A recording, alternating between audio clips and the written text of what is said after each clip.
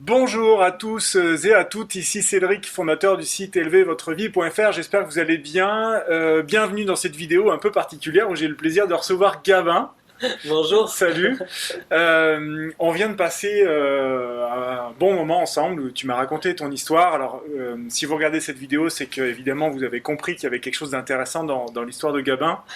Est-ce que tu peux te présenter en quelques mots très rapidement pour que on sache qui tu es? Eh ben moi je m'appelle Gabin, donc je travaille en tant que coach, formateur et conférencier en développement humain. Donc au départ j'étais préparateur mental en sport de haut niveau et j'utilise maintenant ces outils également en entreprise avec les particuliers et avec les publics jeunes 16-25 ans en insertion professionnelle. Super. Alors, un panel assez large. Euh, la raison pour laquelle je l'interviewe aujourd'hui, je vous en avais parlé déjà dans une vidéo, que cette interview arriverait. Oui, J'étais pas au courant. t'étais pas au courant. Mais j'avais évoqué cette interview parce que justement, Gabin a une histoire particulière. La fois où on s'est rencontrés, à la sortie d'une de tes conférences, on fait connaissance, quelqu'un nous présente et tout. Et là, Gabin me dit ah bah machin, et puis le boulot de coach c'est facile, on se lance, et puis dès le premier mois, on peut bien gagner sa vie avec, et depuis 3 ans, c'est comme ça. Et là, j'ai dit stop, temps mort. Là, il y a une information que je pense qui a besoin d'être partagée avec vous tous, praticiens, thérapeutes, coachs et tous ces gens, tous les professionnels de la relation d'aide et du bien-être qui cherchaient à développer votre activité, à vous faire connaître. Je me suis dit, il y a des informations que tu as. Il y a forcément des logiques, des schémas de pensée, il y a des choses comme ça qui font que tu te comportes d'une certaine façon et ça attire à toi des résultats, mais aussi des heureux hasards, des circonstances, des demandes fortuites, inattendues qui font que, waouh, encore une bonne nouvelle. Est-ce que tu pourrais nous donner une anecdote d'un heureux hasard qui s'est pointé comme ça et qui a déclenché, voilà, c'était une bonne nouvelle et qui a déclenché d'autres choses? Et ben moi une de mes premières interventions au départ, ça a été, donc je m'étais formé à la PNL, à la communication, donc j'avais vraiment tous ces outils que j'avais expérimentés, j'ai travaillé pendant quelques années en Europe, et ensuite quand je suis revenu à Grenoble, donc j'arrive, et là je me dis, bon bah je vais bien voir ce qui se passe. Et en fait 2 jours après, on m'appelle, on me dit, ah ben on a un problème sur une intervention, on forme des délégués de lycée à la communication, mais en fait on n'a pas vraiment de support. Et donc je dis bah ok, si vous voulez, moi je vous amène des supports, je vous explique et puis après vous pouvez donner l'intervention sans problème. Et au moment où je vais pour expliquer un peu l'intervention, on me dit non, en fait là avec tout ce que tu viens de nous dire, c'est toi qui dois donner l'intervention. Et je dis bon bah ok, c'est quand? Bah, c'est la semaine prochaine. Je dis bon bah ok, moi je viens de rentrer, ok, la semaine prochaine sans problème. Et en fait ce qui s'est passé, c'est que cette première intervention, par le bouche à oreille, moi à décrocher d'autres interventions, et c'est sur ces autres interventions qu'on m'a dit un jour, mais Gabin là, ok, on va se lancer faire des interventions avec toi, par contre on a besoin que tu nous factures. Et là à ce moment-là je dis bah ok, mais par contre j'ai pas de structure, enfin je peux pas. On me dit bah tu te débrouilles, il faut que tu crées une structure parce que les interventions on veut les faire démarrer dans le mois qui arrive. Et donc du coup je me suis retrouvé à créer mon entreprise comme ça. Donc tu parlais de heureux hasards et de Ouais. circonstances voilà, qui ont aidé. Ça en fait partie. C'est vraiment des éléments voilà, qui n'étaient pas sous mon contrôle au départ, mais voilà, que j'ai eu la chance d'expérimenter et qu'on lancé mon parcours professionnel, des activités, ce que je te disais du coup, qui a fait que dans mon premier mois d'activité, j'ai déjà dégagé un revenu et que depuis un peu plus de 3 ans maintenant, c'est quelque chose de continu. Ok, super. Alors, c'est extrêmement important ce qu'il est en train de nous dire parce que si vous observez le schéma de comment les choses se sont passées, pour toi, la demande s'est présentée, il a répondu à la demande en disant bah ok, je vous donne les infos, faites-le. Non, bah c'est mieux que tu le fasses, tu maîtrises le truc, très bien, je le fais. Et après, il faut une facture. Ah ouais, d'accord, je suis pas en entreprise, j'ai pas créé mon activité, etc. Voilà. Et est-ce que pour vous aussi, vous avez commencé à répondre à des demandes de personnes qui voulaient bénéficier de votre savoir-faire, de vos soins, etc., avant de vous dire tiens, peut-être que je pourrais me mettre à mon compte? Ou est-ce que vous avez dit allez, j'ai envie de faire ça parce que c'est important pour moi, je me mets à mon compte, je m'installe, je crée mon autre entreprise, je fais des cartes de visite, et ensuite je cherche des clients? Est-ce que vous observez qu'il y a eu une succession d'étapes qui s'est fait dans un sens un peu particulier et un peu inattendu? Est-ce que Ouais, tu pourrais et développer autour de bah, cette logique-là? ça, c'est intéressant parce que tu parles de carte de visite, de flyer, de site internet. J'avais pas de site internet, j'avais pas de carte de visite, pas de flyer. Et en fait, aujourd'hui, c'est encore un fonctionnement que j'ai, c'est-à-dire que j'ai jamais utilisé de flyer depuis un peu plus de 3 ans d'activité, même sur des événements, jamais utilisé vraiment les cartes de visite. J'ai encore mes premières 100 cartes de visite que j'avais faites, je dois en avoir encore 70. Vraiment, j'ai jamais utilisé ces choses-là. Le site internet, il est venu 2 ans après le démarrage de l'activité, vraiment pour une question de logistique, pour qu'en fait il y ait des inscriptions qui soient faites.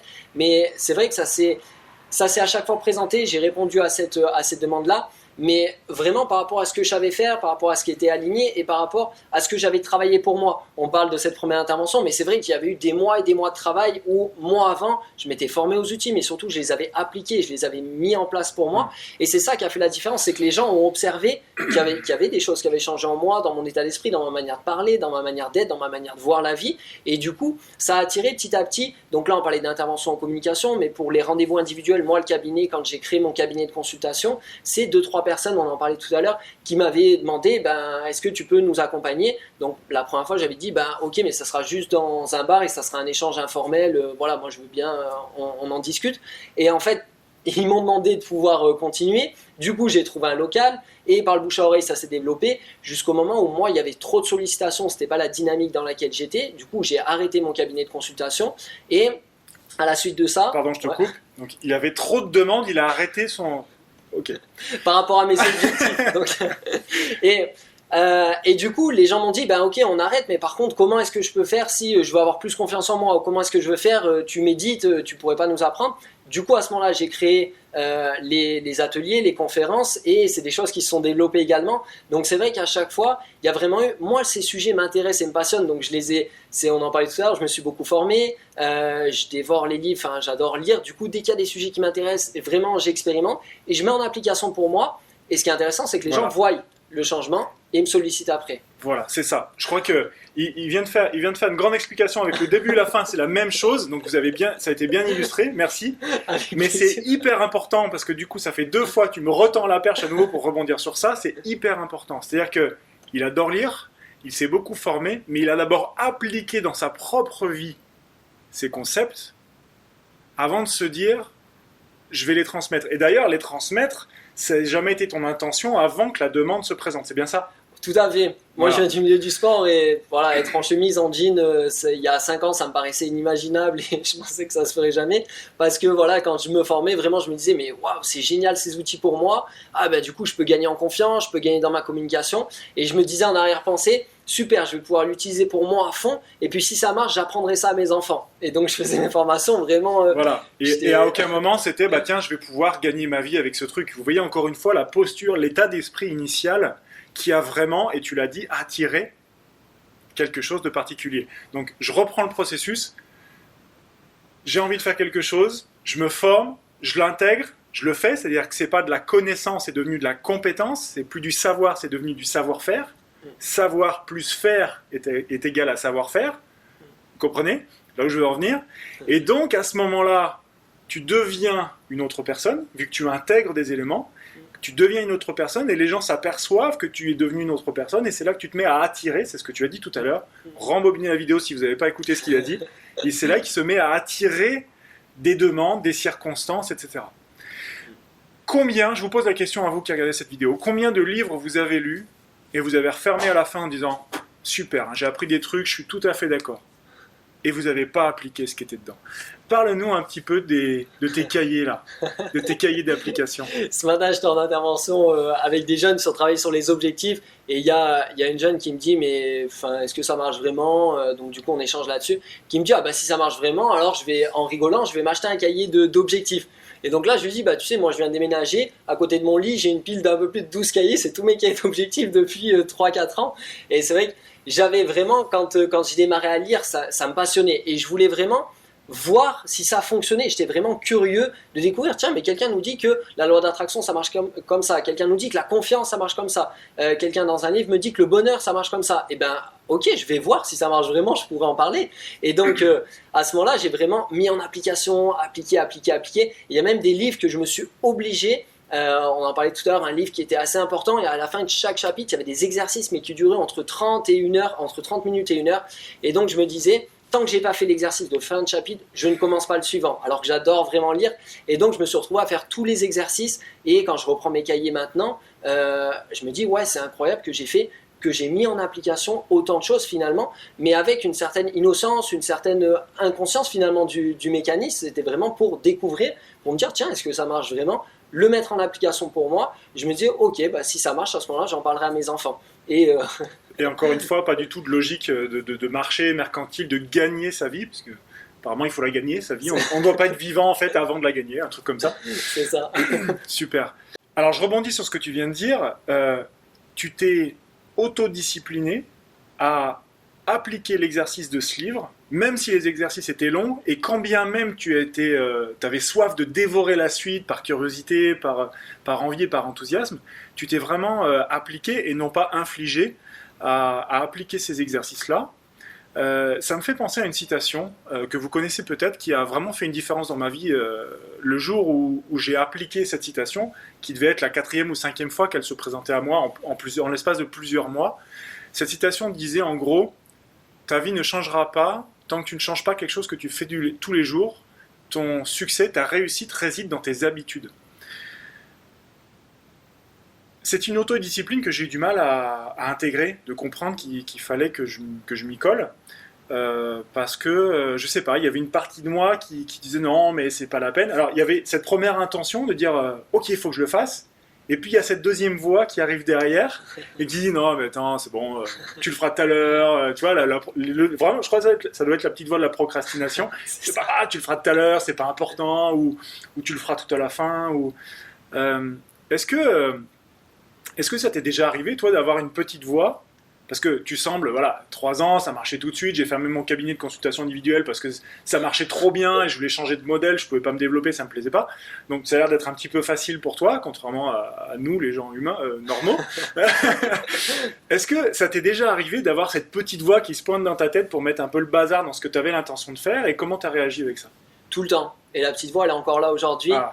Et c'est le côté, par exemple pour mon alimentation, ça va être la même chose, ou pour mes habitudes, il y a vraiment, c'est complètement ok pour moi, un inconfort, voire même une souffrance ou une contrainte à court terme pour obtenir un confort à long terme. Et donc je me disais, ok, c'est simple, si tu débordes les livres, tu n'auras que de la connaissance. Et cette connaissance, à un moment donné, elle va t'enfermer dans la connaissance elle-même, et tu seras trop loin et tu ne voudras pas revenir sur les exercices, tu ne voudras pas revenir sur l'application. Du coup, tu sauras beaucoup de choses, mais dans qui tu es, tu ne l'auras pas intégré, tu ne pourras pas le mettre en application, tu ne pourras pas vérifier si ça marche, tu auras compris et tu n'auras pas appliqué. Et donc je me disais, très bien, je suis prêt maintenant à faire quelque chose qui va me prendre 45 minutes que je n'ai pas envie de faire, mais parce que je sais que derrière, à la fois je serai fier de moi, je serai content, et que je vais gagner un confort à long terme. Et donc c'est vraiment, l'autodiscipline, ça passe pour moi par ça. Et voilà, un inconfort à court terme pour obtenir du confort à long terme.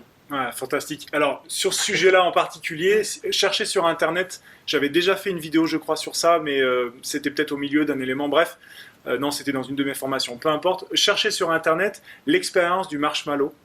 Vous allez trouver au moins un récit par écrit, si ce n'est une vidéo qui illustre ça. C'est une expérience qui a eu lieu à Stanford, dans l'université de Stanford en Californie, il y a une 60aine d'années. Ils ont refait une version plus récente, dans laquelle, en fait, je vous la partage, ok? Parce que je te vois que tu me regardes. Tu la connais pas? Non, je la connais pas génial. du tout. En fait, ça illustre exactement ça. Okay. C'était une expérience qu'ils ont fait avec des enfants. Donc, imaginez des enfants de 4 ans. Ils les mettent dans une toute petite pièce avec une table, une assiette et un chamallow. Et ils proposent à cet enfant de passer 10 minutes dans cette pièce tout seul. L'enfant a le droit de manger le chamallow, mais s'il ne le mange pas, s'il tient bon pendant 10 minutes, au bout de 10 minutes, il en a 2. Alors, ce qui est fantastique, c'est que, alors déjà, c'est un peu sadique. 4 ans, je ne sais pas si vous avez déjà eu 4 ans avec un bonbon tout seul dans une pièce, mais évidemment, c'est une torture. Donc, la version récente de cette expérience a évidemment été filmée. Donc, c'est à mourir de rire de voir le comportement des enfants qui essayent de tenir bon, qui tournent le dos au bonbon pour pas le voir, extraordinaire, qui vont lécher en dessous, qui en mangent un bout par-dessous, mais pour pas que ça se voit. Enfin, bref. Et donc l'idée, c'est de voir ceux qui sont capables d'utiliser le principe de gratification décalée, de récompense décalée, de dire je fais l'effort de me retenir pendant 10 minutes pour en avoir 2 après. L'expérience originale a été faite il y a 60 ans parce qu'aujourd'hui, on a eu besoin de mesurer la qualité de la vie de ces enfants-là, une fois qu'ils ont été adultes et à la retraite. Et il se trouve que même si 80% des enfants ont craqué, Les 20% qui restent sont les 20% des enfants qui ont une vie plus heureuse, plus équilibrée, une meilleure santé, des meilleurs revenus, un meilleur job, un couple plus solide. Ce sont des personnes qui ont compris ce que ça veut dire, comme un sportif de haut niveau qui va à l'entraînement tous les jours, qui va bûcher pour peut-être avoir l'espoir d'avoir une médaille ou un podium. Enfin, voilà un petit peu ce que ça donne que d'aller vers du succès, c'est d'être en mesure de bosser maintenant pour avoir un résultat après. C'est ce que tu viens de nous illustrer. J'aimerais que tu reviennes sur cette petite voix. Tu m'as partagé tout à l'heure la petite voix avec la peur de l'argent, la peur de manquer. Alors, la peur de manquer, on y est tous, hein, sauf lui. Ah si, ça t'arrive, ça t'arrive, ça lui arrive quand même des fois. Énormément. La peur de manquer d'argent. L'argent, c'est un petit peu le focus quand on a une affaire et qu'on cherche à la développer. Et tu m'as dit, quelquefois, j'ai cette peur de l'argent qui arrive en moi, je l'entends, donc tu fais preuve de conscience, tu pratiques la méditation, du coup, cette posture d'observation de ses pensées, c'est un élément que tu maîtrises maintenant. Qu'est-ce que tu fais quand cette petite voix de peur d'argent, elle se pointe? Comment est-ce que tu réagis face à elle? Est-ce que tu fais ce qu'elle te dit de faire? Qu'est-ce qui se passe? L'idée, c'est vraiment d'identifier.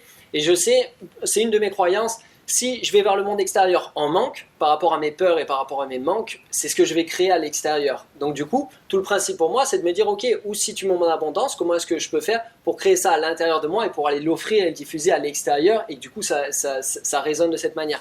Donc quand j'identifie qu'il y a des choses, la peur de manquer, ou qu'il y a ces choses-là qui pointent un peu le bout de leur nez, l'idée, c'est vraiment pour moi d'aller le challenger, parce que je pense que la peur est une illusion.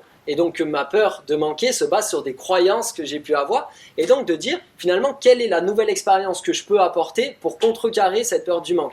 Et donc par exemple, ça a été une fois, on parlait tout à l'heure de cette anecdote, dans un atelier de méditation où j'avais toute la journée, j'étais en négociation dans des entreprises pour des contrats qui étaient importants. Et du coup, il y avait ce côté argent qui me trottait dans la tête. Et du coup, j'arrivais en méditation, j'identifie ça. Et à la fin de l'atelier, je dis, je vous offre l'atelier de ce soir. Voilà, les gens payent habituellement à la fin de l'atelier. Et donc, c'était vraiment de me challenger, de dire, ok, l'argent, ça peut être important, ça peut te trotter dans la tête. Et en même temps, on va aller challenger cette peur du manque en offrant quelque chose. Ou alors, ça a été sur des périodes en donnant de l'argent, ou ça a été en investissant de l'argent, ou ça a été, à un moment donné, on parlait tout à l'heure, il y a un voyage que j'ai fait à Bali quand j'avais 20 ans, vraiment pour prendre le temps de réfléchir à ce que je voulais.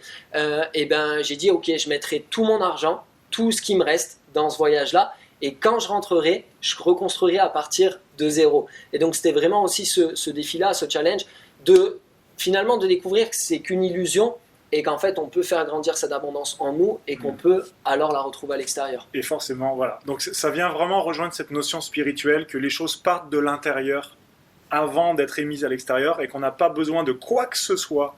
Ça, je vous l'ai déjà dit plein de fois. Vous n'avez pas besoin de quoi que ce soit qui est extérieur à vous.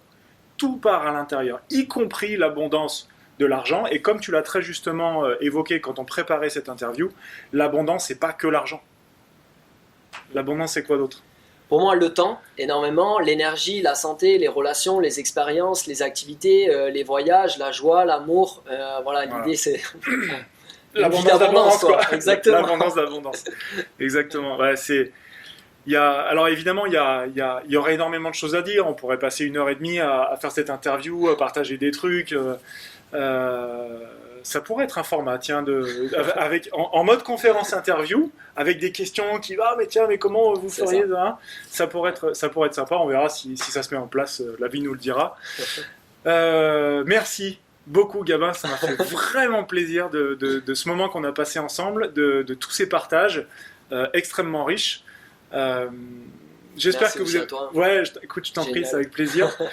J'espère que vous avez appris des trucs, même si évidemment ça vient mettre le bazar dans votre tête en disant mais attends, mais ça contredit absolument tout ce que j'ai fait, tout sur quoi je crois, etc. Évidemment, ne portez pas de jugement à ce que vous avez déjà fait avant d'avoir ces informations. Ne les jugez pas, ce sont vos expériences propres. Elles sont ni bonnes ni mauvaises, ce sont vos expériences. Faites simplement le choix conscient de dire et si j'essayais quelque chose de nouveau? Et si je faisais un autre choix? Et si j'écoutais ma petite voix, je disais, je t'ai entendu, mais je vais le faire quand même si ça va te faire un peu chier, je vais le faire quand même. Ça pourrait être une expérience intéressante, que ce soit sur... vous choisirez le sujet qui vous concernera le plus. Pour ma part, je retiens une chose principale, c'est vraiment cette notion d'intégrer les informations, d'intégrer les compétences pour que le savoir devienne un savoir-faire. C'est par l'expérience en fait qu'on transmute justement ces compétences-là en acquisition et qui fait que derrière on va vraiment rayonner. Peut-être qu'on aura l'occasion plus tard de reprendre un petit peu ton parcours de vie et ce qui t'a amené à avoir des croyances comme les tiennes et à décider de partir à Bali à 20 ans du jour au lendemain avec un aller simple et de façon à ce qu'il ne te reste plus rien et faire tes expériences là-bas. Il y a eu des heureux hasards là-bas aussi parce que ton intention était déjà bonne au départ. Bref, la loi de l'attraction, ça fonctionne pour de vrai. Il faut juste faire un petit peu le ménage dans notre mental. Et une fois qu'on est libéré de ces entraves, ça se passe plutôt pas mal. Ça roule. Super, ça roule. Super. Merci encore. Avec grand plaisir. Infiniment. Vraiment, merci pour ce partage, pour vous. Ça a été un plaisir. Si vous avez des commentaires, des questions ou quoi que ce soit, vous m'écrivez un mail, cédric@grenoble-coach.fr, vous mettez un commentaire à proximité de cette vidéo. Je sais pas, tu veux peut-être donner l'adresse de ton site ou voilà, si des gens ont des questions ou peu importe. Vous pouvez trouver un peu plus de mon parcours sur le site endéveloppement.fr où je raconte un petit peu voilà, ce qui m'est arrivé, d'où je viens finalement et voilà comment j'en suis arrivé à faire ça. Donc il y a quelques infos, vous pouvez aller dans la présentation donc si ça vous intéresse et puis voir du coup comment ça se matérialise maintenant au niveau des activités. Il y a des conférences, des ateliers et voilà, l'idée c'est vraiment de rendre accessible tout ça et de dire finalement c'est des choses qui sont possibles. On peut vraiment créer une vie qui nous correspond sans passer par la souffrance, sans passer par des contraintes, sans passer, mais simplement, voilà, il y a des choses vraiment qui peuvent nous aider à créer la vie qui nous correspond et à partager ça autour de nous. Et je pense que ça, c'est quelque chose d'important aussi. Ah, c'est génial. Pour une fois que c'est pas moi qui le dis, toi, c'est génial, je me sens moins seul. Merci. On peut avoir la vie qu'on veut créer, c'est possible. C'est possible. Je vous dis à bientôt, les amis. Salut. Au revoir.